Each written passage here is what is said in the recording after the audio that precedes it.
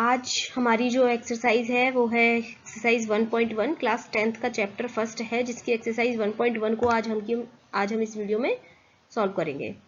तो सबसे पहले इस एक्सरसाइज को समझने से पहले हम कुछ अपनी प्रीवियस नॉलेज को एक बार देख लेते हैं।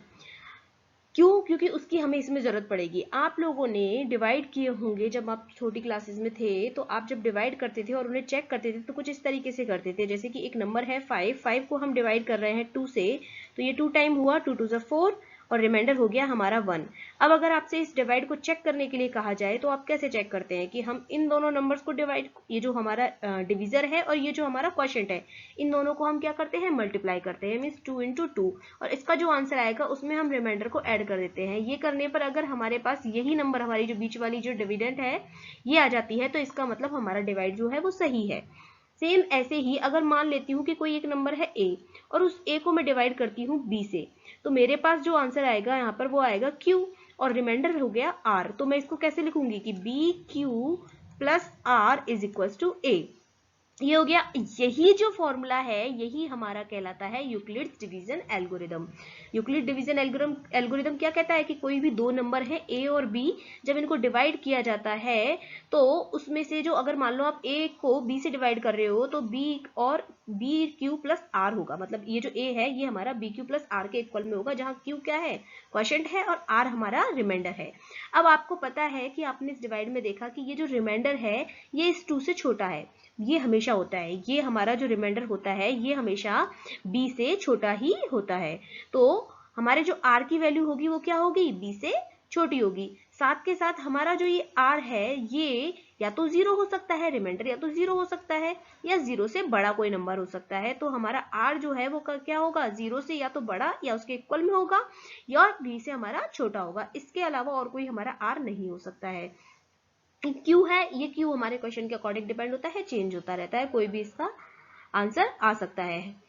तो अब इसी को हम बेस बनाते हुए हम अपने क्वेश्चंस को समझेंगे। तो हमारे जो क्वेश्चन है, फर्स्ट क्वेश्चन है इसका, use Euclid's division algorithm to find the HCF of. अब एचसीएफ फाइंड करने के लिए हम इसको सॉल्व करेंगे। हम लॉन्ग डिवीजन मेथड यूज करते थे एचसीएफ फाइंड करने के लिए, तो भी हम यही करते थे, बस हमें नहीं पता था कि उसको बोलते क्या है। जैसे अगर आपसे कहा जाए कि आपके पास दो नंबर हैं 25 एंड 30, आपको इनका एचसीएफ फाइंड करना है, तो आप लॉन्ग डिवीजन मेथड से कैसे करोगे, 30 को आप 25 से डिवाइड करोगे, ये 25 को डिवाइड किया, 1 टाइम गया, यहाँ 25 आ गया, रिमाइंडर हो गया 5। अभी रिमाइंडर बच रहा है ना 5, 0 नहीं आया है, तो हम क्या करेंगे, एक बार और डिवाइड रिपीट करेंगे। ये जो रिमाइंडर है इससे हम इस वाले नंबर को डिवाइड करेंगे, ये हो गया 25, इसको डिवाइड किया, 5 टाइम गया, 25 गया, आ गया हमारे पास 0, रिमाइंडर आ गया। तो हमारा जो एचसीएफ होगा वो क्या होगा, 5 होगा। ये जो लास्ट रिमाइंडर होता है यही हमारा एचसीएफ होता है। अगर इसी क्वेश्चन को मैं मान लेती हूँ कि ये वाला जो नंबर है मेरा ये है b और ये नंबर है a, तो अब मैं a को b से डिवाइड करूंगी तो मेरे पास क्या आएगा, q आएगा यहाँ पर, और जो बचेगा वो r होगा। अब मुझे क्या करना है, इस चीज को रिपीट करना है वापस से, फिर b को डिवाइड करूंगी मैं यहाँ से, फिर कोई q आएगा और फिर वापस से रिमाइंडर बचेगा r। तो ऐसा मैं तब तक करूंगी जब तक कि मेरा r है वो 0 नहीं हो जाता। अब इस क्वेश्चन को अगर हम देखें 135 एंड 225, अब मुझे इसको पूरा लॉन्ग डिवीजन मेथड से नहीं करना है, हमें सीधे ही हमारा फॉर्मूला लगाना है। तो हम सबसे पहले क्या करेंगे, फर्स्ट हमारा जो क्वेश्चन है यह है 135 एंड 225, इसको हम सॉल्व करेंगे। तो सबसे पहले 225 इज इक्वल टू, हमें डिवाइड करना है 130, हमें फॉर्मूला पता होना चाहिए, a is equal to B Q plus R, ये हमें चाहिए फॉर्मेट। यहाँ r की वैल्यू जब तक 0 नहीं आ जाती है तब तक हम इसको डिवाइड को करते रहेंगे। तो 225 इज इक्वल टू क्या हो जाएगा, बी क्यू। अब बी क्यू क्या होगा, b होगा हमारा 135, हम 135 से इस 225 को डिवाइड करेंगे। आप साइड में करके देखिएगा, 225 को जब आप 135 से डिवाइड करोगे तो कंप्लीट डिवाइड तो होगा नहीं, तो अब ये डिवाइड जो जा रहा है वो कितनी बार जाएगा हमारा, ये जाएगा हमारा 135, क्योंकि अगर हम पूरा देखें, देखो 135 इंटू 2 करोगे तो 270 हो जाएगा, तो 225 से ज्यादा हो गया, तो ये 1 टाइम ही जाएगा, ये 1 टाइम जाएगा। तो हमारा जो रिमाइंडर आएगा वो क्या आएगा, इसको माइनस करने पर आ जाएगा ये 550 और ये हो गया 20, 213, 9, तो ये 90 हमारा क्या आ गया, रिमाइंडर आ गया, आर की वैल्यू होगी। तो अभी 0 नहीं आया ना, अब हमें क्या करना है, इसको रिपीट करना है डिवाइड को। अब इस बार क्या होगा, हमारा जो a होगा वो हो जाएगा 135, ये जो हमारा b होता है ये नेक्स्ट टर्म में हमारा a बन जाता है, तो ये हो गया 135। अब इसको डिवाइड करेंगे किससे, 90 से, तो ये हमारा b बन गया। अब करोगे तो देखो 9 2 जा 180, 18 होता है मतलब, तो 180 हो गया, 180 अभी भी ज़्यादा हो गया, तो हम क्या करेंगे, वन टाइम ही करेंगे। अब इसको वन टाइम करोगे तो रिमाइंडर क्या आएगा, ये आ जाएगा 45। अभी भी कंप्लीट नहीं हुआ है, अब क्या करेंगे, हम इस वाले को ले लेंगे, ये आ गया यहाँ पर 90 को लोगे तो ये 45 इधर आ गया। 45 को किससे मल्टीप्लाई करोगे, तो 45 टू होता है 90, 2 से मल्टीप्लाई किया, रिमाइंडर आ गया 0, तो ये हो गया हमारा कंप्लीट। तो इसका मतलब हमारा जो HCF हुआ वो इस नंबर का क्या हुआ, 45। जो हमारा लास्ट भी होता है वही हमारा क्या होता है, HCF होता है। लास्ट बी मतलब कि जो लास्ट रिमाइंडर, या कह सकते हो लास्ट रिमाइंडर ये था, या लास्ट बी ये को भी है, ये हमारा HCF हो जाएगा। तो ये 45 हमारा HCF हो गया। सेकंड क्वेश्चन हम देखें, 196 एंड 38220, इसको हम सॉल्व करेंगे। तो इसको सॉल्व करेंगे तो सबसे पहले 38 220 को यहां रखा, 196, अब 196 को किससे मल्टीप्लाई करें कि हमारा 38220 या तो कंप्लीटली डिवाइड हो जाए, या फिर जो भी आता है, मतलब हमें करके देखना है इसको, तो करके देखें, साइड में करके देख लेते हैं। इतना लंबा डिवाइड तो मुझे भी नहीं आता है। 196 से इसको करेंगे तो ये हमारा 196 280 कुछ ऐसा हो जाएगा, तो इसको 300 एंड समथिंग कुछ वन टाइम ही जाएगा ये, तो 196 तो ये आया हमारे पास 6 6 12, ये हो गया 7, ये हो गया 8 8 1 186 इसका रिमाइंडर हो गया। अभी नहीं जा रहा है, हमने इसको 2 को नीचे ले लिया, 2 को इसको नीचे लिया, तो इसको करेंगे 196 को, तो ये हो जाएगा, इसका हो जाएगा यहाँ पर 9 टाइम होगा, तो ये होगा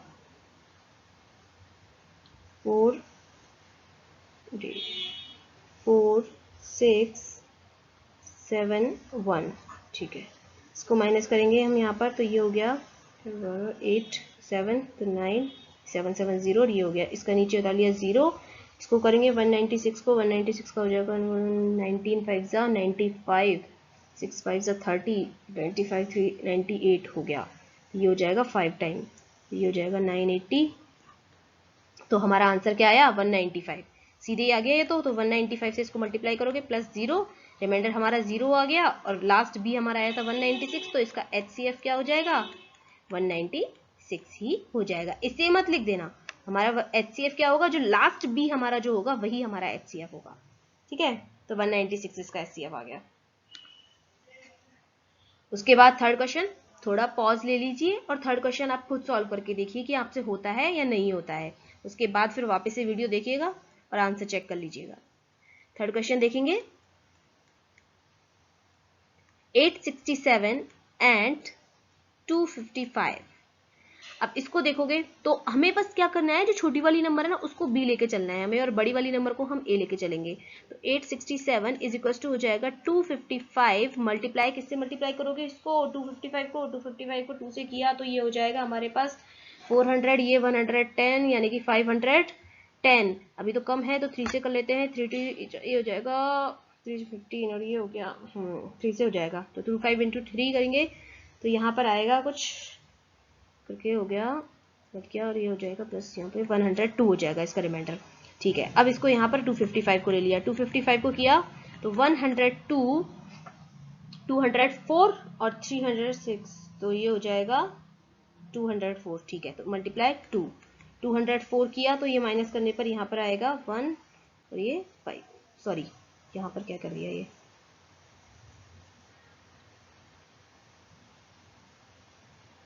प्लस 51 अभी नहीं हुआ है, 102 लेंगे, 51 मल्टीप्लाई 2 प्लस 0 हो जाएगा, क्योंकि इसको मल्टीप्लाई करोगे 102 आ जाएगा। तो ये जो हमारा 51 है ये हमारा HCF हो जाएगा इसका। तो HCF क्या आया, 51।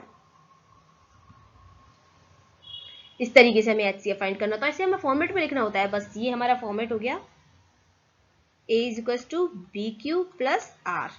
ये कुछ भी नहीं है, वही जो हम डिवाइड चेक करते आए हैं ये वही है।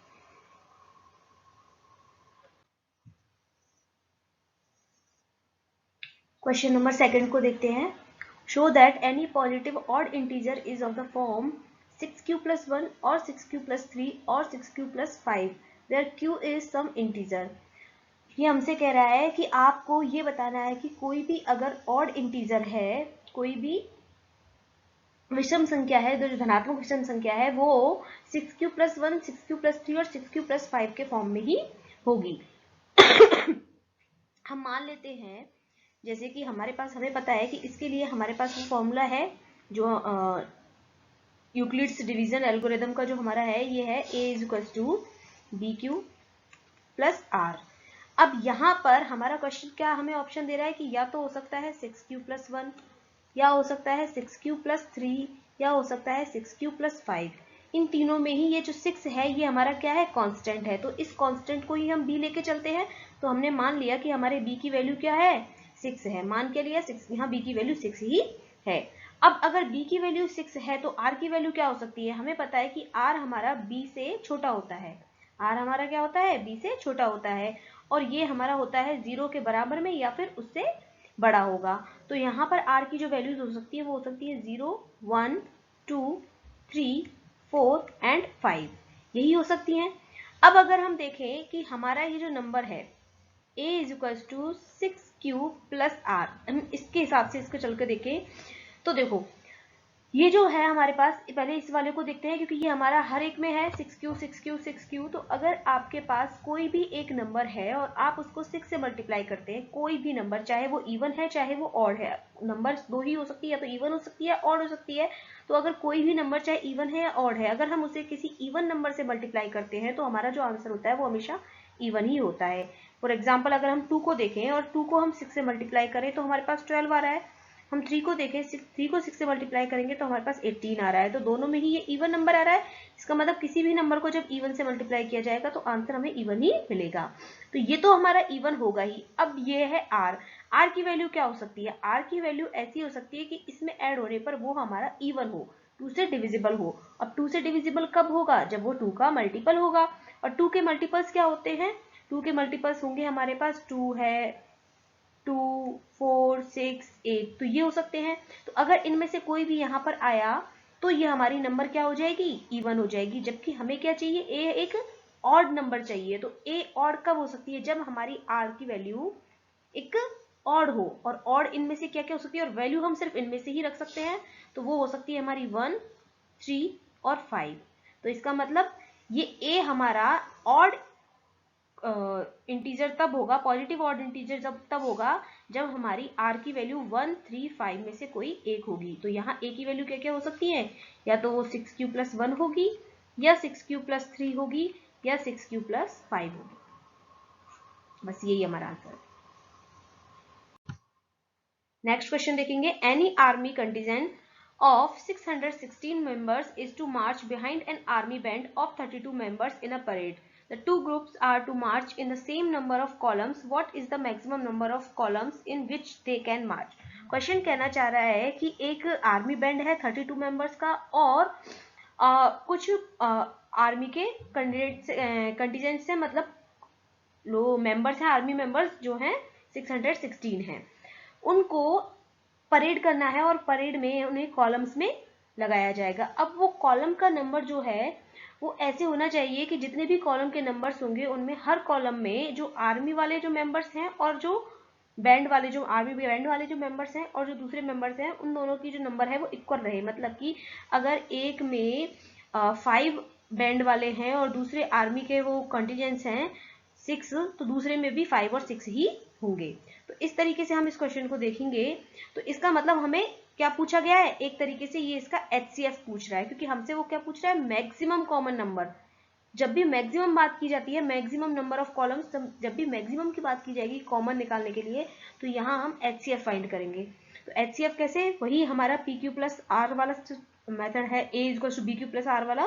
तो इसमें A हमने मान लिया क्या हो गया हमारे पास 616, और B को हम लेके चलेंगे, B हमने ले लिया यहाँ पर 32।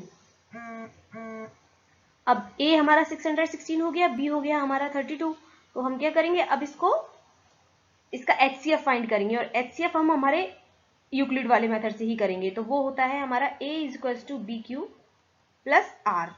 यहाँ पर A हमने क्या लिया 616, b हमारा क्या हो जाएगा 32। तो अब q क्या होगा, q वही होगा जिससे मल्टीप्लाई करने पर या तो 616 या उससे जस्ट कम नंबर वाली आए।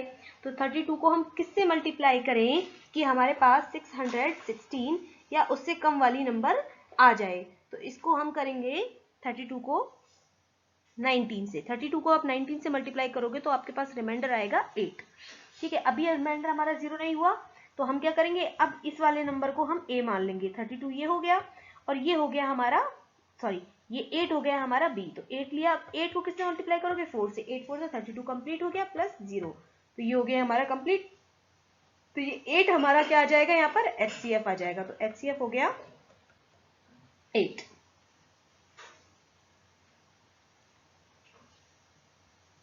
यानी कि हमारे जो कॉलम के नंबर्स होंगे वो 8 होंगे। अब नेक्स्ट क्वेश्चन देखें। क्वेश्चन नंबर 4 है, use Euclid's division lemma to show that the square of any positive integer is either of the form 3m और 3m+1 for some integer m। Question कह रहा है कि कोई नंबर है आपके पास, उसका जो स्क्वायर है वो हमेशा 3m और 3m+1 के फॉर्म में ही होगा। ये हमें प्रूव करना है। किसको यूज करके, यूक्लिड्स डिवीजन एल्गोरिदम को यूज करके। तो इसके लिए देखिए, हमने मान लिया कि हमारे पास कोई एक नंबर है a। ये अब ये कह रहा है कि आप जब इस a का स्क्वायर करते हो तो ये हमेशा या तो 3m के फॉर्म में होगा या फिर होगा 3m+1। इसको सॉल्व करने के लिए हम देखते हैं, हम मान लेते हैं, देखिए पहले तो आप इसको एग्जाम्पल के थ्रू एक बार समझ लीजिए, कंफर्म कर लीजिए कि हाँ ऐसा ही होता है। हमने कोई स्क्वायर नंबर ले लेते हैं दो, जैसे कि एक ले लिया हमने 4 और एक ले लेते हैं हम 9, एक और ले लीजिए 60। ये तीनों हमारी स्क्वायर नंबर है। अगर हम इनको देखें तो 4 को मैं 3 इंटू 1+1 लिख सकती हूँ, इसको मैं 3 इंटू 3+0 लिख सकती हूँ, और इसे मैं 3 इंटू 5+1 लिख सकती हूँ। तो आपको दिखेगा कि इस वाले में जो बन रहा है हमारा वो फॉर्मेट बन रहा है 3m+1। यहाँ 1 को मैंने m लेके चली। यहाँ इस वाले में अगर मैं देखूं तो ये हो जा रहा है मेरा 3m, क्योंकि 3m+0 m हमारा 3 हो गया। और इस वाले में मैं देखूं तो ये हो जाएगा 3m+1। मतलब ये दो ही फॉर्म में नंबर आ रही है, 3m और 3m+1। मतलब होगा तो सही। अब इसे हम प्रूव कैसे करेंगे, तो इसको हम ऐसे कि हमने मान लिया कि हमारे पास कोई नंबर है a। ठीक है, a हमारे पास एक नंबर है, इसका हमें स्क्वायर निकालना। a इक्वल्स टू ये 3m हो सकते हैं, 3m+1 हो सकते हैं। अब कैसे, पहली बात, जब यहाँ हमें पता है कांस्टेंट कौन सा है 3, तो b की वैल्यू क्या हो जाएगी 3। b की वैल्यू 3 हुई तो r की वैल्यू क्या हो जाएंगी 0 1 एंड 2, क्योंकि r क्या होगा b से छोटा होगा और 0 से बराबर या बड़ा होगा। तो r की वैल्यू यहाँ पर ये 3 ही हो सकती है। अब हम एक बार इनको रख के देखते हैं कि a इक्वल्स टू, हमने रख के देख लिया BQ प्लस R, हमें पता यही होता है। तो A इक्वल्स टू हमने मान लिया B की जगह 3 रखा 3Q, और R की जगह हमने रख दिया 0। ठीक है, तो अब इन दोनों का हम स्क्वायर करेंगे, तो A स्क्वायर करेंगे तो ये हो जाएगा 3Q का स्क्वायर। 3Q का स्क्वायर हो जाता है 9Q स्क्वायर, और 9 को आप लिख सकते हो 3 × 3Q स्क्वायर। इस 3Q स्क्वायर को हम लेके चलते हैं M। 3Q स्क्वायर को हमने यहाँ पर मान लिया m, क्योंकि m हमारा कांस्टेंट नहीं है, m हमारा चेंज होता रहता है, जो क्वोशिएंट होता है वही होता है। तो हम m को तो बदल सकते हैं, तो m हमारा हो गया 3Q स्क्वायर। तो ये जो a स्क्वायर है ये किसके फॉर्म में आ गया 3m के फॉर्म में आ गया। एक तो ये प्रूव हो गया। चलो ठीक है, अब हम रख के देखते हैं कि a इक्वल्स टू हमारे पास है 3Q प्लस 1। r की वैल्यू हमने क्या रख दी 1 रख दी। अब स्क्वायर करेंगे दोनों तरफ यहाँ स्क्वायर करोगे तो ये हो जाएगा हमारे पास a प्लस बी का होल स्क्वायर, मीन्स 3Q का स्क्वायर हो जाएगा 9Q square plus 2 into 3Q plus 1 यानी कि 6Q प्लस 1 का स्क्वायर 1। इसमें हम इन दोनों में 3 को कॉमन ले लेते हैं, 3 को कॉमन लिया तो यहाँ रह गया 3Q स्क्वायर प्लस 2Q ये प्लस 1। इस 3Q स्क्वायर प्लस 2Q को हम m मान के चलते हैं। इसको हमने m ले लिया, m चेंज हो सकता है, जरूरी नहीं हमने यहाँ m ये लिया है तो यहाँ पर m ये q, m तो बदलता रहता है, तो हमने यहाँ पर इसको m मान लिया। तो ये भी हमारा 3m प्लस 1 के फॉर्म में हो गया, बिल्कुल हो गया। तो a स्क्वायर इक्वल्स टू ये दूसरी चीज भी सॉल्व हो गई। अब थर्ड अगर हम देखें 2 की वैल्यू और रख के देख लेते हैं। r इक्वल्स टू, यहाँ हमने r इक्वल्स टू 1 रखा, यहाँ हमने r इक्वल्स टू 0 रखा। अब यहाँ हम r इक्वल्स टू 2 रख के देखेंगे तो a इक्वल्स टू हो गया 3Q प्लस 2। स्क्वायर करेंगे दोनों तरफ ये कर दिया हमने स्क्वायर, यहाँ स्क्वायर करोगे तो ये हो जाएगा 9q स्क्वायर प्लस इन दोनों को मल्टीप्लाई किया 3 2 6, 2 से मल्टीप्लाई किया 12q प्लस 4। ये मैंने क्या किया, इसमें फॉर्मूला लगाया है मैंने a प्लस बी का होल स्क्वायर। वो क्या होता है a square plus 2ab plus B square. ठीक है, यही फॉर्मूला हम लगा रहे हैं यहाँ पे। तो ये हुआ। अब हम क्या करेंगे, मैं इसको ऐसे लिख सकती हूँ 9q square plus 12q plus 3 plus 1। मैंने इसको 1 को अलग कर दिया है, यहाँ पे कर सकते हैं। अब इस वाले में अगर हम देखें तो 3 कॉमन आ रहा है, 3 को मैंने बाहर निकाला तो यहाँ रह गया 3q स्क्वायर प्लस ये 3 4 12 4q प्लस 1 और ये प्लस 1। अब इस पूरी वैल्यू को मैं m लेके चलूंगी, ये m हो गई, तो हमारी जो a स्क्वायर है वो क्या हो जाएगा 3m प्लस 1। तो यहाँ भी हमारे पास क्या आया, यही फॉर्मेट आया। इसका मतलब कि अगर आप किसी भी इंटीजर का स्क्वायर करते हैं तो वो 3m और 3m प्लस 1 के फॉर्म में ही आएगा। ये हमारा यहाँ पर हमने प्रूव कर दिया। ठीक है, क्लियर है।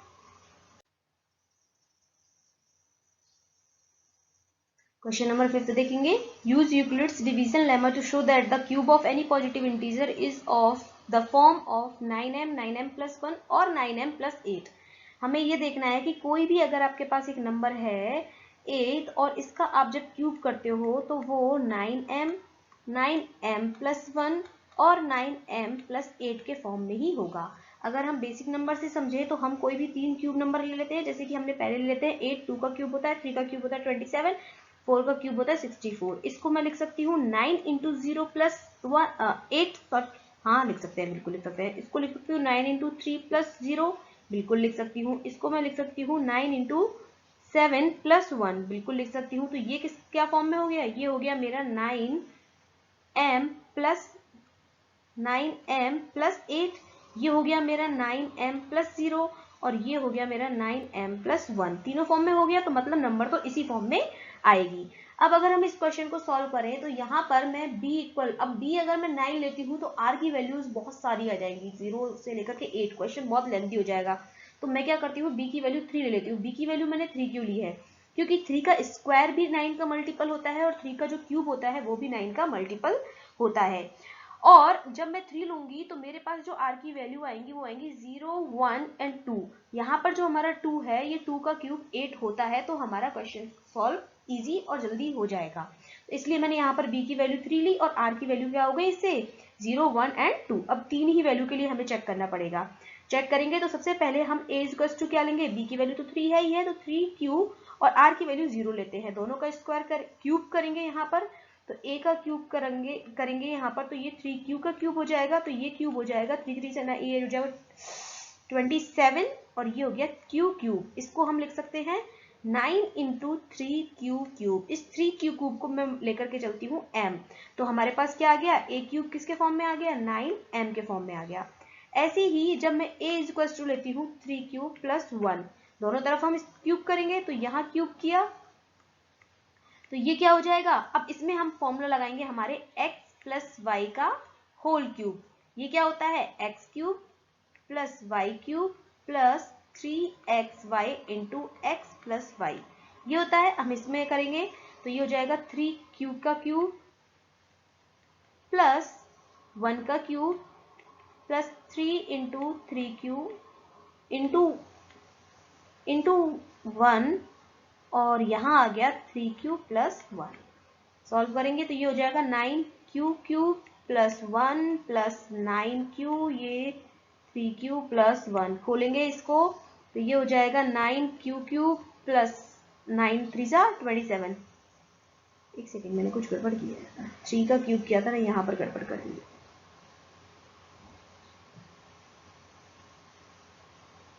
ये होगा 27,